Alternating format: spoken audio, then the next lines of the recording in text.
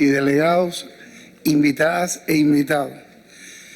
Damos la bienvenida a este 12º Congreso Internacional Universidad 2020, inaugurado ayer de manera brillante y espectacular por el discurso de nuestro ministro y la gala cultural, la presencia de nuestro presidente, compañero Miguel Díaz-Canel Bermúdez. Será una actividad realmente preciosa que ocurrió en la noche de ayer. Comienza esta sala 1 su trabajo de gala también con Fray Beto, fraile dominico conocido internacionalmente como teólogo de la liberación, que dice educador y escritor. Subraya esta idea. Autor de diversos libros, en total 67, subraya 11 de ellos publicados en Cuba.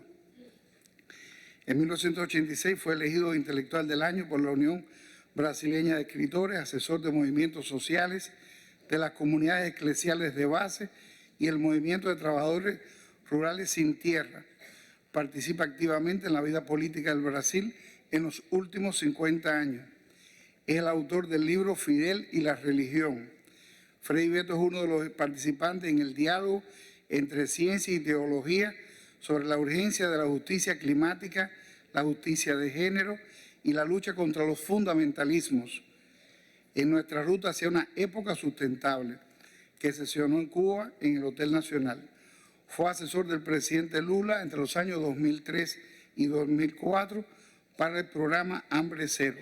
Amigo entrañable de Cuba, Orden José Martí. Yo he dicho que las palabras, por lo menos que yo he escuchado más bellas sobre Cuba, las digo el día que recibió esta medalla de mano del comandante en jefe. Y tiene una dialéctica interesante. Él dice Fidel amigo de él y él amigo de Fidel, que después incluso podría abrir. Entonces damos un aplauso y la bienvenida al compañero Fray Beto.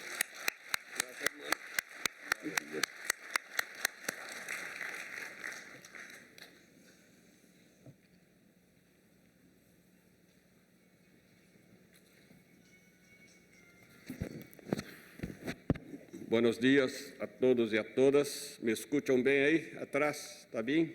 Se escuta bem? Bem, primeiro quero agradecer ao ministro José Ramon Saborido Lloyd o honor desta invitação para esta conferência inaugural da Universidade 2020, 12º Encontro Internacional de Educação Superior. Agradeço a presença de todos e todas vocês, pero em especial de minha querida amiga Liz Cuesta Peraza, esposa do presidente Miguel Díaz-Canel. É um honor sua presença aqui entre nós outros. E eu escutei, ele não me viu, a Atílio, em sua ponência aí agora, em sua conferência, e ele dizia justamente que a universidade tem que ter espírito crítico. Empezou por isso, a universidade tem que ser uma comunidade crítica. E justamente o tema que me leva aqui é tratar da relação da universidade com a Agenda 2030 de Desenvolvimento Sustentável. Então, a mim interessa, em este momento, que a ONU e os governos de todo o mundo ratificam esses objetivos de desenvolvimento sustentável.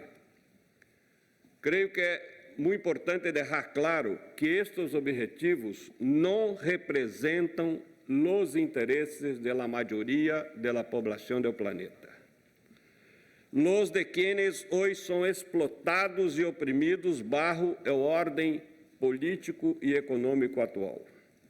Hoje por hoje, 3.400 milhões de pessoas vivem com menos de 5,50 dólares diários. De ellos, 800 milhões sobrevivem na miséria com menos de 1,90 dólares ao dia. Os objetivos hacen gala de boa intenção. Dizia uma santa da Igreja Católica de buenas intenciones, o infierno está lleno. Pero vende uma grande quimera. O crescimento demográfico e econômico seguem sendo o fundamento da renda pós-2015. No obstante, diversas violações de direitos humanos não merecem nenhum espaço em o documento da ONU. Por exemplo, os direitos das mulheres, os direitos de los LGBT, todos e todas. Eu sempre prefiro assim porque não há que dizer todas as letras, né? LGBT, todas e todos. Os direitos à migração e de los refugiados, situações que se acumulam em consequência de desastres climáticos e guerras ou por interesses econômicos. A outra pergunta é quem vai evaluar esses objetivos. Já se ha formado uma comissão para hacerlo, pero os próprios técnicos admitem que 2/3 das metas são impossíveis de evaluar. Não se han definido indicadores. Pero lo pior é o chamado crescimento econômico como panaceia para todos os problemas sociais do planeta. Os formuladores de los objetivos ignoraram a alerta hecha por los estudiosos da economia ecológica, que não se cansam de repetir que é impossível manter o contínuo crescimento do produto interno bruto do mundo. Como ha dicho Kenneth Boulding, quem creia que o crescimento exponencial pode solucionar continuar infinitamente em um mundo finito, está louco ou é economista. Não há alternativa. Sin embargo, a ONU, pressionada por o lobby de los países pobres a favor do crescimento econômico, e por o lobby de los países ricos contra a redistribuição da renda mundial, estabeleceu em o objetivo 8.1, como sustentar o crescimento econômico per capita de acordo às circunstâncias nacionais e, em particular, ao menos um crescimento anual de 7% do PIB em los países menos desarrollados. O objetivo 8 habla de crescimento econômico sustentável. Pero o objetivo 12 diz, garantizar patrones de consumo e produção sustentáveis, pero não apresenta uma definição clara de sustentabilidade. Sintomaticamente, é o símbolo que aparece em ao logo da propaganda é um 8 acostado, que representa, sabemos, é o infinito. A sustentabilidade ambiental e ecocêntrica não concorda com o crescimento econômico em um mundo supercontaminado e antissimbiótico. Que entender por sustentabilidade? É bueno conhecer um pouco sobre a evolução histórica deste conceito. Quem o utilizou por la primeira vez foi a noruega Gro Brundtland, ex-diretora-geral da Organização Mundial da Saúde. Em 1987, quando se desempenhava como presidente de uma comissão da ONU, Brundtland publicou um pequeno livro intitulado Nuestro Futuro Comum, que relacionava o meio ambiente com o progresso. Em ele encontramos a primeira definição, como desenvolvimento sustentável significa suprir as necessidades do presente sem afetar a capacidade das gerações futuras para suplir sus necessidades.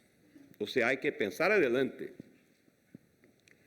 Butlan afirmava que o que defendia não era pura e sencillamente a interrupção do crescimento econômico, como lo que se reconoce é que os problemas da pobreza e o subdesenvolvimento só poderão resolver-se se temos uma nova era de crescimento sustentável, em la que os países do sul do globo desempenham um papel significativo e sejam recompensados por ello com os benefícios equivalentes, que somos nós outros, América Latina e Caribe. A sustentabilidade se aplica a todas e cada uma das atividades humanas. E para que uma delas seja sustentável, deve ser economicamente viável, socialmente justa, culturalmente aceitada e ecologicamente correta. Portanto, quando falamos de desenvolvimento sustentável, de sustentabilidade, estamos ante um conceito cuja compreensão ha evolucionado e hoje entendemos que é um conceito sistêmico, isto é, que integra aspectos econômicos, sociais, culturais, ambientais, entre outros. A natureza hoje já se encontra degradada e se encamina ao colapso ambiental. Por isso já não se habla de acalentamento global, de acalentamento climático, se habla de emergência climática. O mundo já sobrepassou 4 das 9 fronteiras planetárias. Cada fronteira é um eslabão débil da cadena. Se um se rompe, se quebra toda a ligação. A huella ecológica já supera em uns 60% a biocapacidade da Terra. O nível de concentração de CO2 na atmosfera sobrepassou as 400 partes por milhão, quando o limite de segurança é de 350 partes. Ha aumentado o deshielo das cordilheiras e os glaciares, elevando o nível dos oceanos. Existe um crescente processo de acidificação das águas e dos suelos, um crescimento dos desertos e uma redução da fertilidade da natureza. O progresso econômico humano se ha dado à custa do retrocesso ecológico. E o resultado em o planeta da ampliação das atividades antrópicas ha sido justamente o calentamento global.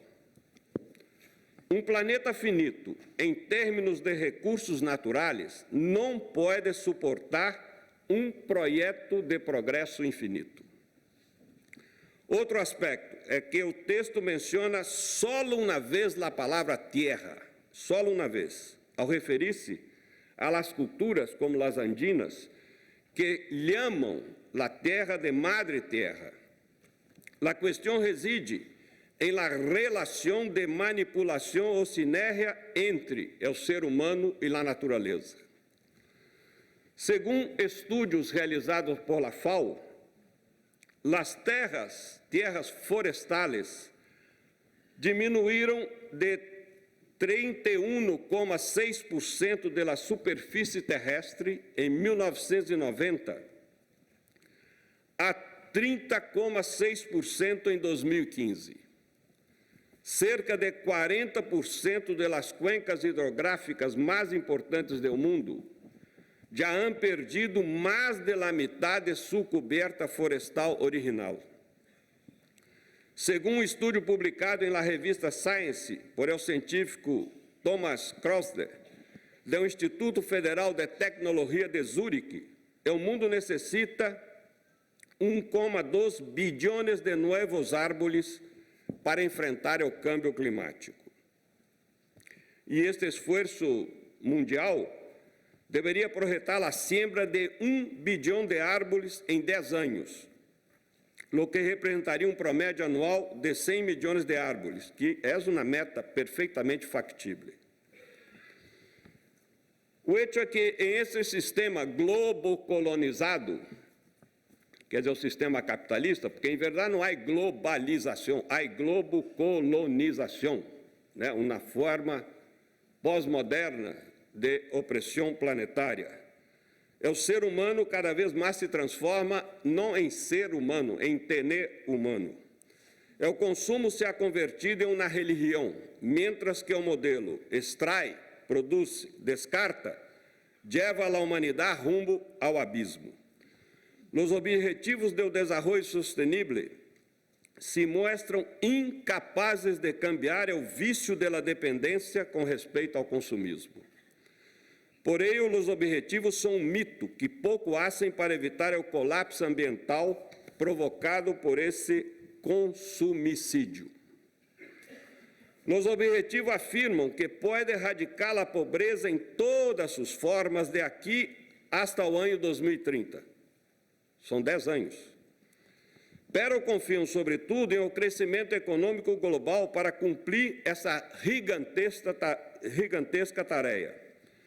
Se esse crescimento é parecido com o crescimento das últimas décadas, tomará 100 anos para que desapareça a pobreza e não os 10 que a ONU espera. E aunque fora possível em menos tempo, seria necessário multiplicar por 12 o tamanho da economia global, lo que, además de ser inabitável em nosso planeta, impediria todo o avanço contra a pobreza. Em vez de encobrir esta evidente loucura com falsas esperanças, devemos começar por abordar 2 problemas decisivos: a desigualdade de los ingressos e o crescimento interminável. Se a pobreza deve ver-se superada em 2030, a melhoria da situação de los empobrecidos deve provenir da redução da enorme desigualdade acumulada em los últimos 200 anos. Lo que agrava a situação é que o capital improdutivo quase não paga impostos. E a desigualdade dos ingressos tende a crescer, dado que hoje 1% da população mundial tem em suas manos mais riqueza que os 99% restantes.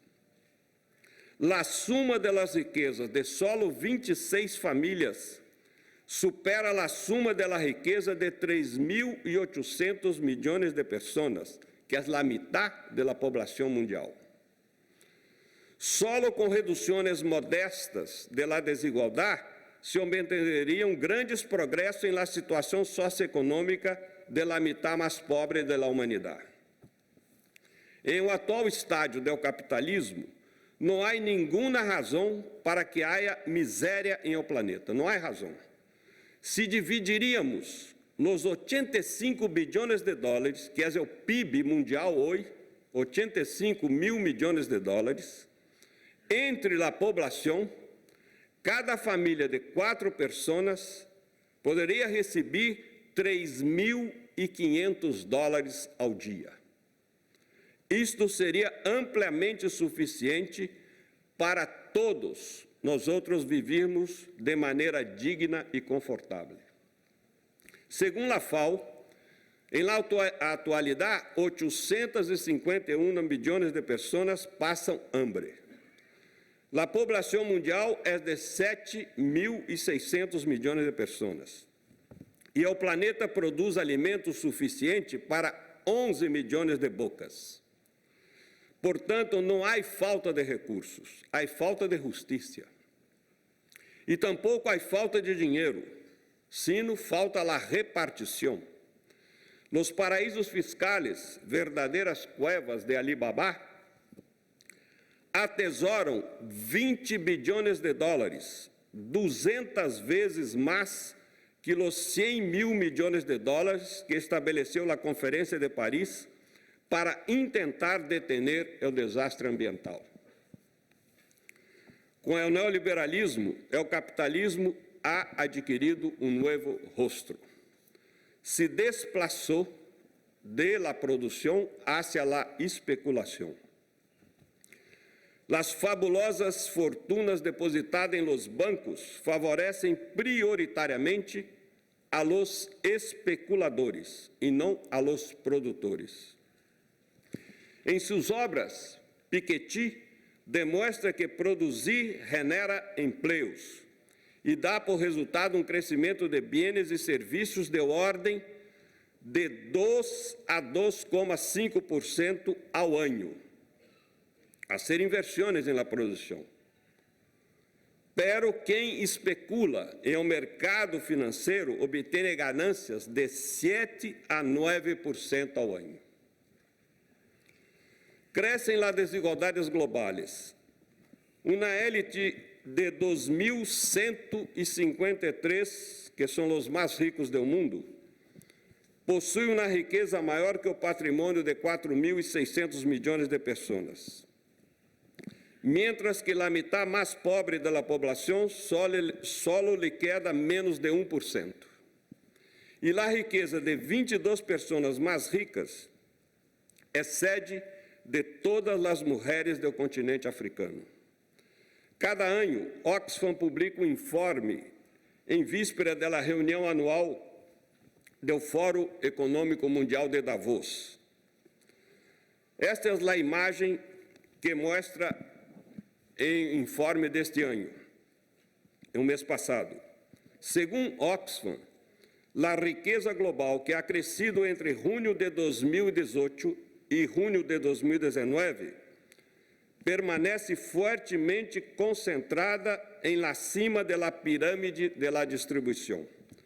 É 1% mais rico em termos de perfil patrimonial, tinha, a mediados de 2019, mais que o doble da riqueza líquida em poder de 6.900 milhões de pessoas. Invertindo a perspectiva, a parte da riqueza, a metade mais pobre da humanidade, que são aproximadamente 3.800 milhões de pessoas, nem sequer se acerca a 1% da riqueza. Em um mundo em que 46% das pessoas vivem com menos de 5,50 dólares ao dia, as disparidades em la distribuição de los ingressos seguem sendo fortes. Com um ingresso promédio de 22 dólares mês em 2017, um trabalhador ubicado em o 10% de los salários mais baixos teria que trabalhar quase 3 ciclos e meio para igualar o salário promédio anual de um executivo ubicado entre os que recebe os 10% salarial mais alto do mundo.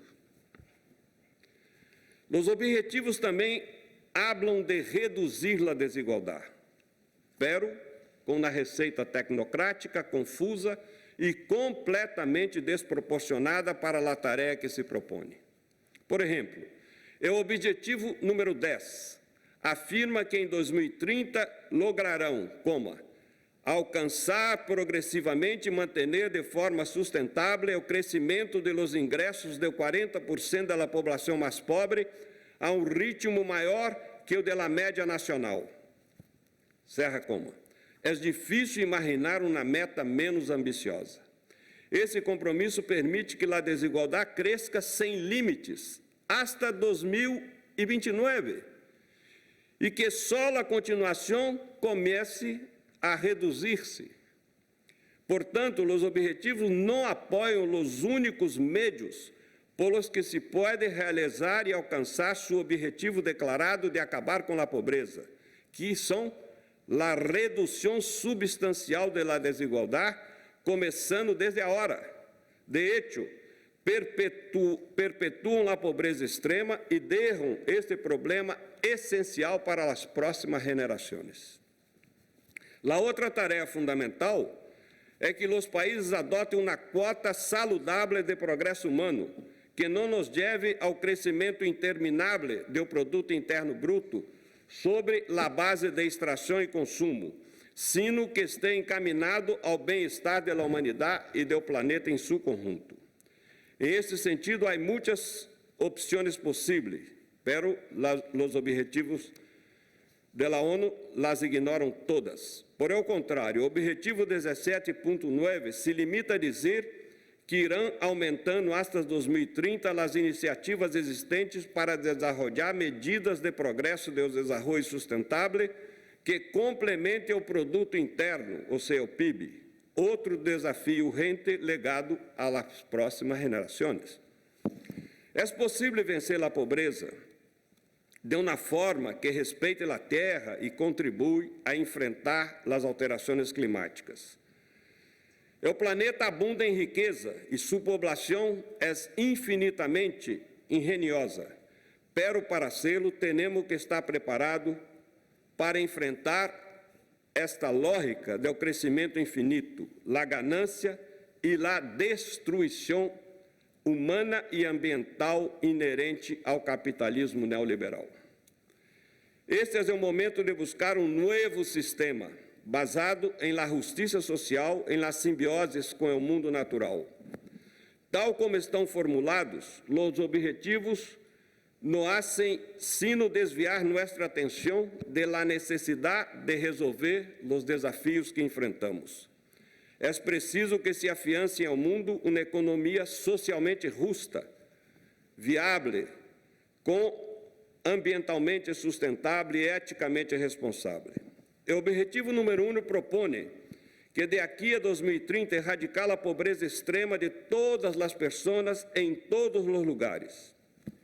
Ocorre que a América Latina e Caribe seguem sua trajetória de declinação econômica relativa e não está em caminho de erradicar a pobreza conforme lo estabelecido em la meta número 1, pois cada vez mais cresce entre nós outros o percentual, o número absoluto de pessoas em situação de pobreza e de las que vivem em extrema pobreza. Ou seja, nosso continente caminha em la contramano de los objetivos.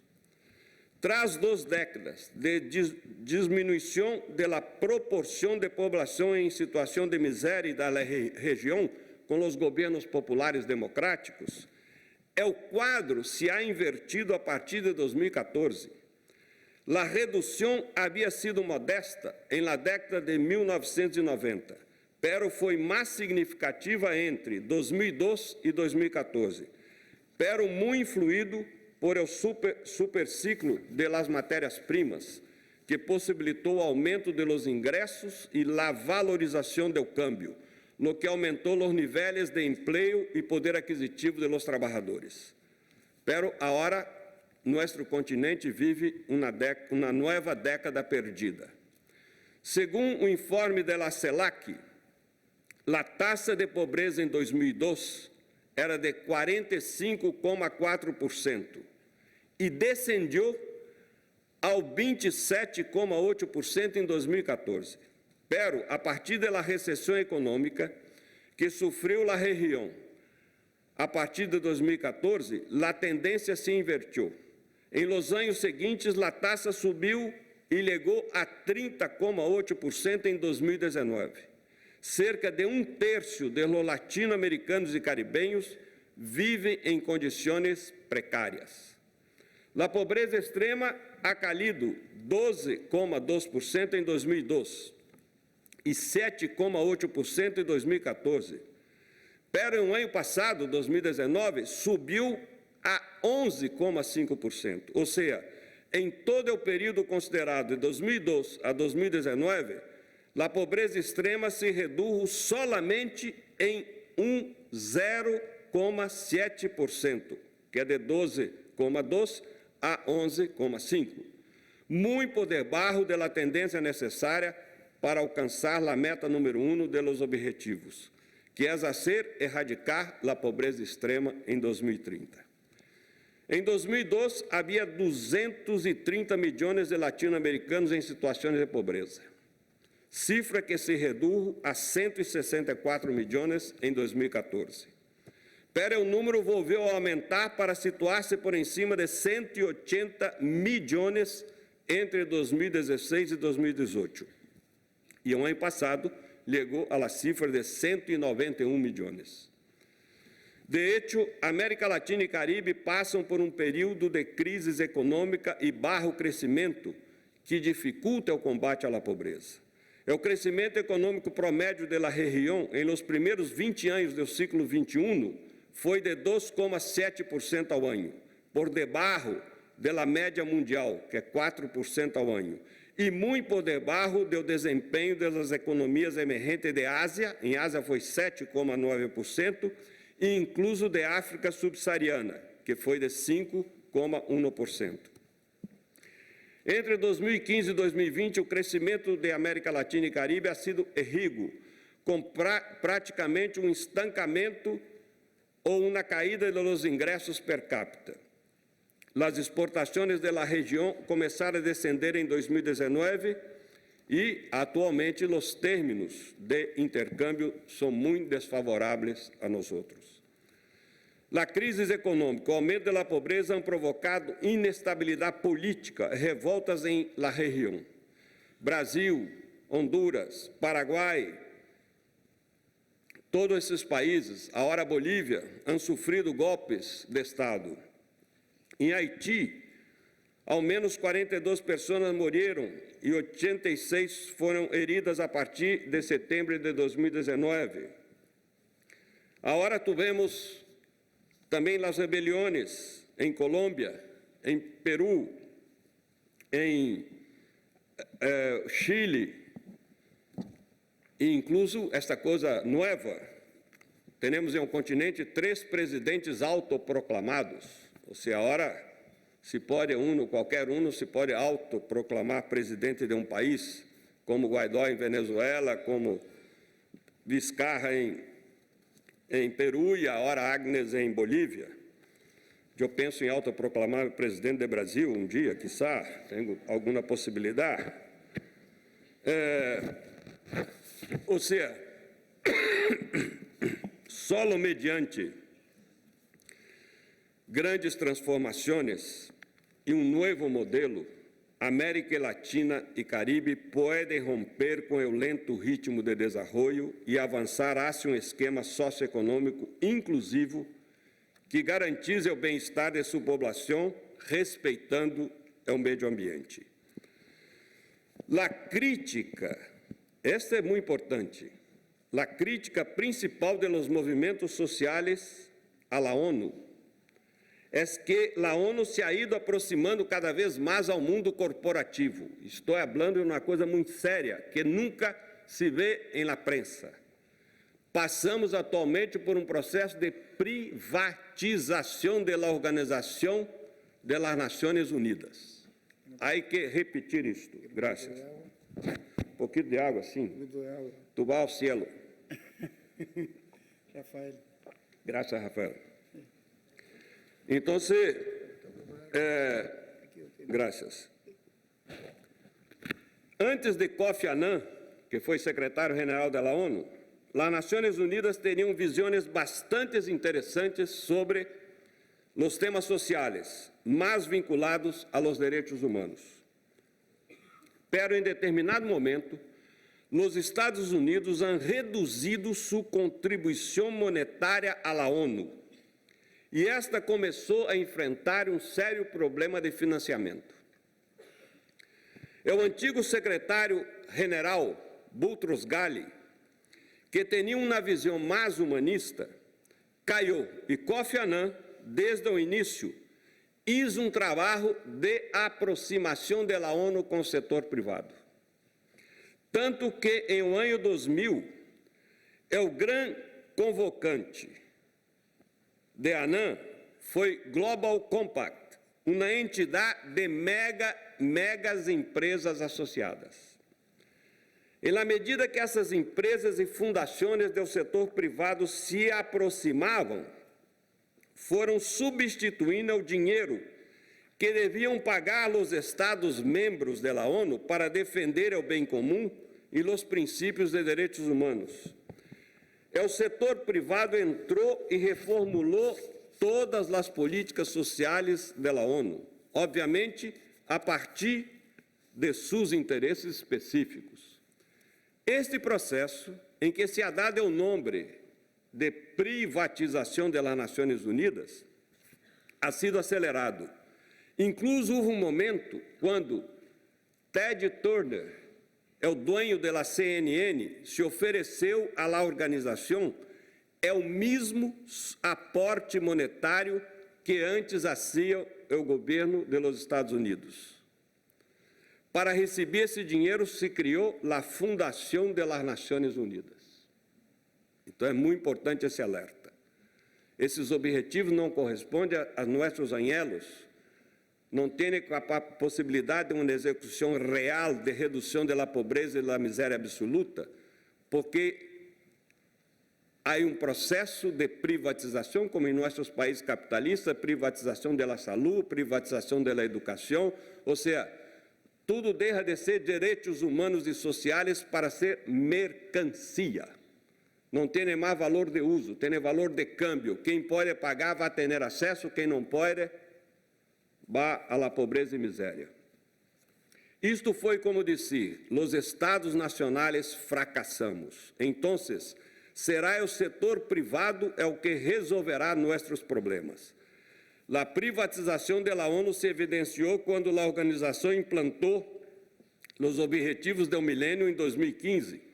Lo hizo ao percatar-se que não contava com condições para reproduzir-se como instituição governamental, por lo que convocou ao setor corporativo a participar.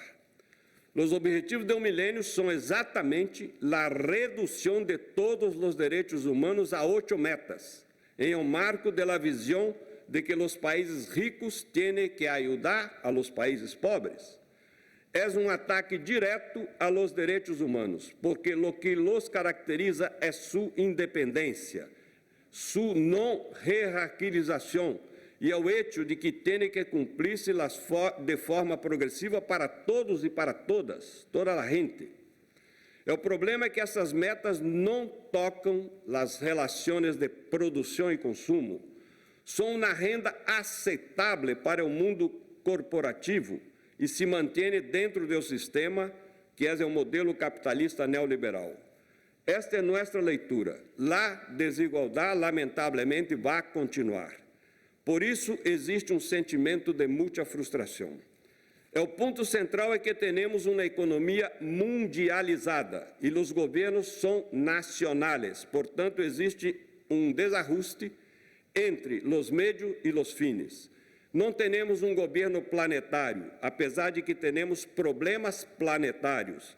De aí que temos que buscar outro mundo possível, como propõe o Fórum Social Mundial e como propõe, em próximo mês, em março, em la cidade de Assis, em Itália, o Papa Francisco, ao convocar economistas de todo o mundo para um fórum que justamente vai tratar de alternativa econômica para este mundo de hoje. Em outras palavras, como buscar um novo modelo econômico pós-capitalista. Muchas gracias.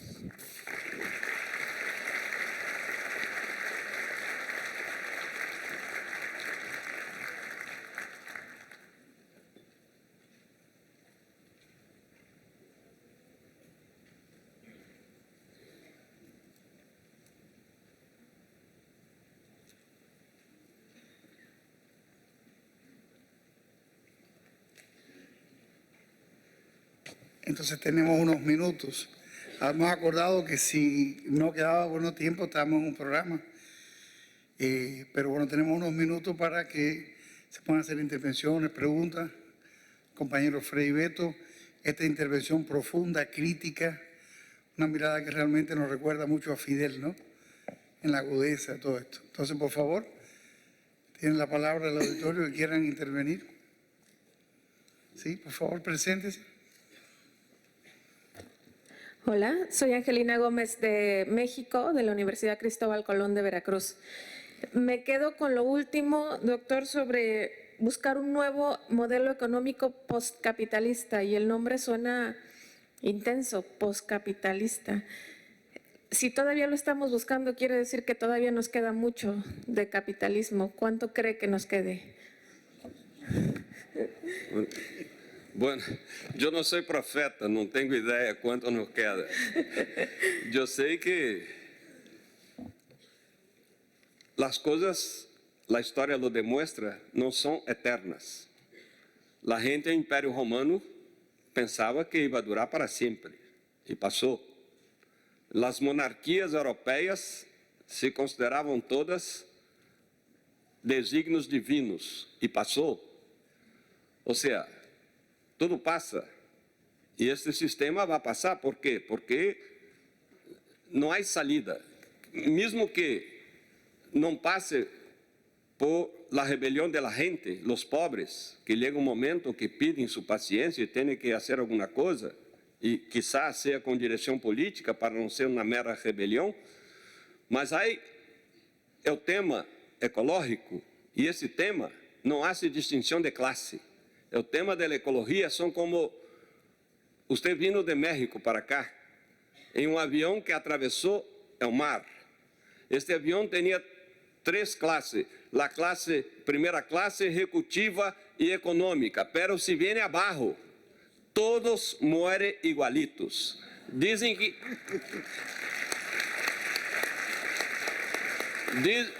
a Boeing está construindo uma primeira classe irretável.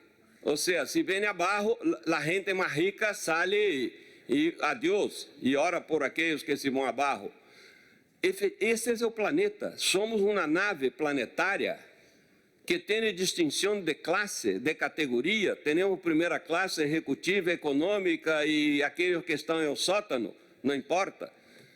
Pero o tema da ecologia não há distinção de classe. Então, esse é um tema revolucionário que, lamentavelmente, a gente progressista ou de esquerda chegou tarde a este tema. Como está chegando tarde ao tema das redes digitais, que eu me recuso a chamar de redes sociais, porque necessariamente não criam sociabilidade, muitas vezes criam hostilidade. Então, estamos chegando tarde em esse tema também, e há que dominar isto. Damos otra palabra. Aquí, sí, por favor. Universidad de las Artes de Venezuela. De Venezuela, de la República Bolivariana de Venezuela, un saludo solidario, revolucionario, antiimperialista. ¿Cómo es su nombre? Alejandrina Reyes, de la Universidad de las Artes. Me interesa mucho algo que acaba de nombrar, que es fundamental para esto que estamos viviendo, que usted señalaba la globocolonización. ¿Podría aportar algunos elementos en torno a eso? Gracias. Bueno, isso é muito sencillo. Piketty ha trabalhado muito isso em suas últimas obras. Efetivamente, não há globalização porque o mundo não comparte as mesmas regras de economia e as mesmas informações e os mesmos produtos culturais. O que cada vez mais é a imposição de um modelo anglo-saxônico de sociedade, que é o modelo dos Estados Unidos, um modelo meramente consumista. Ou seja, cada vez mais se transforma o planeta em um supermercado, em que a gente tem valor não por ser humano, por ter bienes. Um exemplo, Alejandrina. Se tu chega a uma casa de um rico, sem sapatos, com a roupa rota, tu tens valor 0. Pero se tu chega muito bem vestida, perfumada, em último modelo de Mercedes-Benz, tu tens valor 10. Mira que tu és a mesma persona, pero é a mercancia que nos encubre, que nos imprime mais ou menos valor. Então, essa é a realidade hoje. Nossa cultura, nossa ótica, por detrás de nossos olhos, já está contaminada por essa ideia de que tu vai ao Brasil. Em São Paulo, acaba de sair o censo, São Paulo tem a mesma população de Cuba, quase 12 milhões de habitantes. Tem 24 mil pessoas que vivem na calle, 24 mil. Então, por toda parte, sobretudo em um centro, Tú tropeças, passa por gente que está en la calle. Esa gente no tiene ningún valor. Ningún valor. Ahora, se tú tomas um destes aí e lo põe uma roupa muito elegante e lo põe um Mercedes-Benz, imediatamente vai ter valor. Essa é a lógica do sistema que vivimos. Tanto que o sistema não tem nenhuma vergonha de se chamar capitalista, ou seja, o capital tem prioridade sobre os direitos humanos. O que faz com este país, Cuba? Este embargo quer asfixiar esta população com suspensão de los barcos de turismo, suspensão de los vuelos, suspensão, bloqueio a los navios que traem petróleo. Ustedes salen por aí, vê as gasolineras de La Habana llenas e llenas de carros em cola. Por culpa dos cubanos? Não, por culpa de um bloqueio genocida, sabe, que já sacrificou demasiadamente. Pero tu vá por toda La Habana e não vai encontrar nadie acostado em la calçada, nenhum ninho sem sapato em la calle, nenhum ninho fora da escola. Ou seja, é impressionante essa capacidade de resistência. E Trump se equivoca pensando que vai lograr a poner abaixo a Revolução Cubana. Por quê?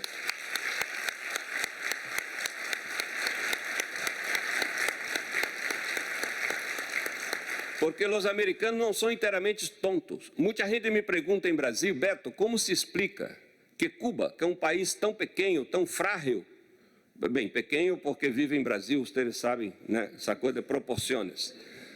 Cuba cabe 72 vezes dentro do Brasil.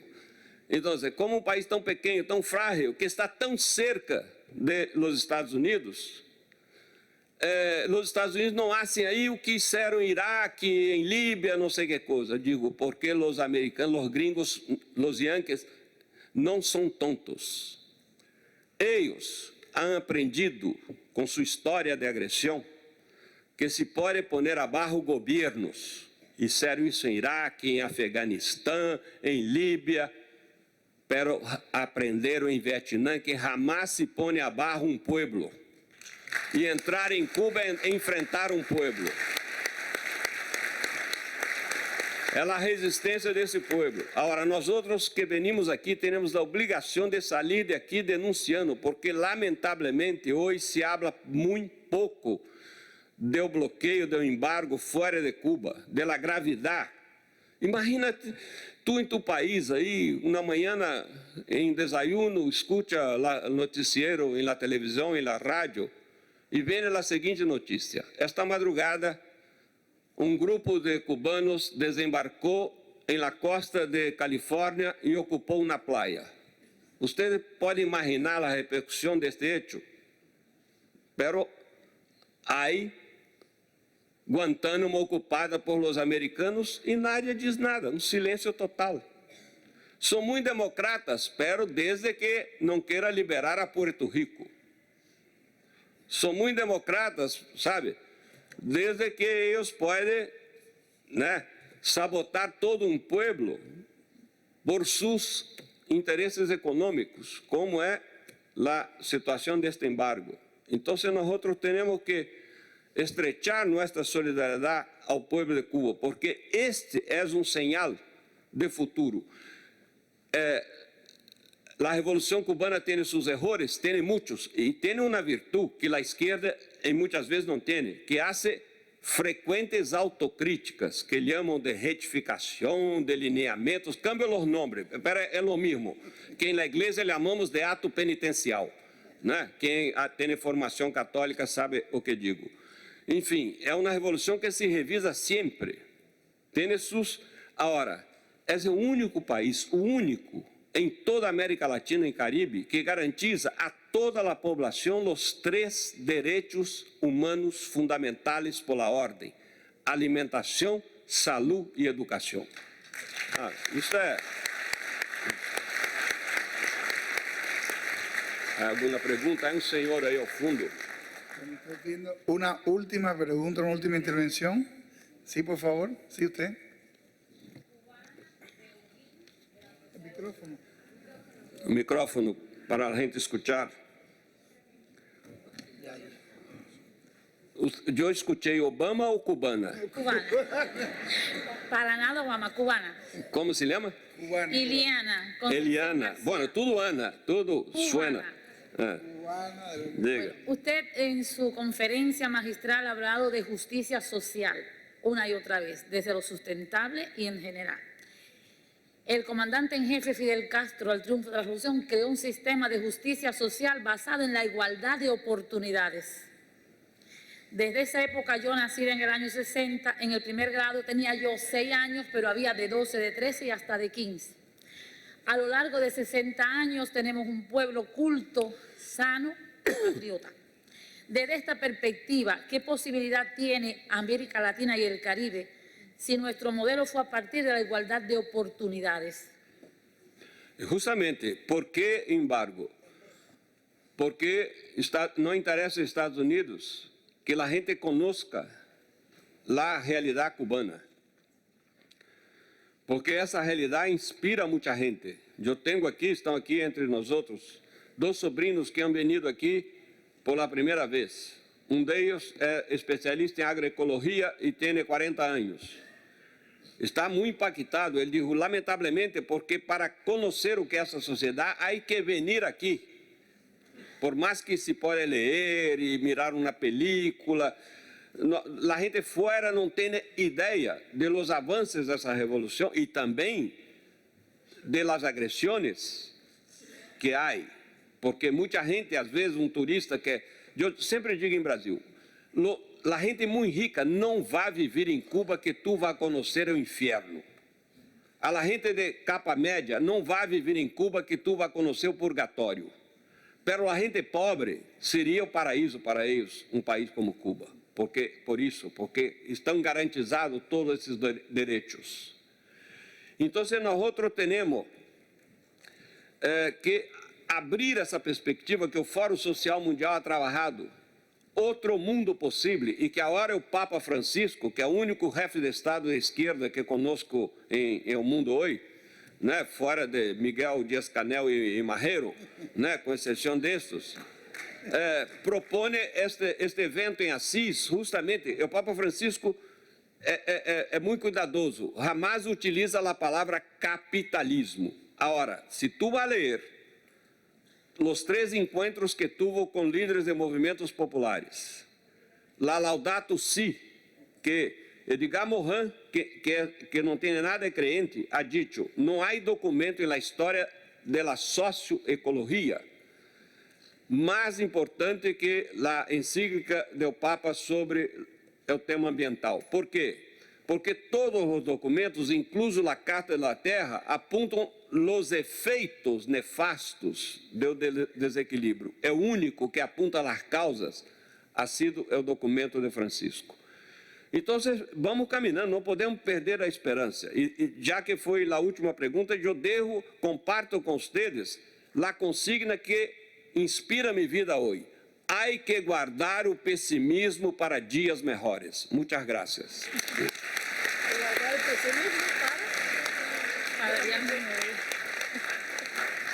Entonces, entregamos el certificado firmado por la viceministra primera, compañera Marta del Carmen Mesa Valenciano, vicepresidenta ejecutiva del comité organizador, a Frei Beto por esta maravillosa conferencia inaugural de este evento. Un aplauso. Lo que me hace falta es saber que el libro.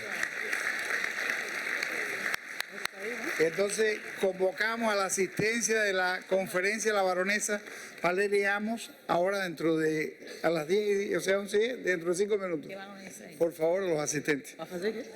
A dar otra vuelta para allá. Vamos a la sala que nosotros, que a la baronesa embaronada. Para ir a la sala de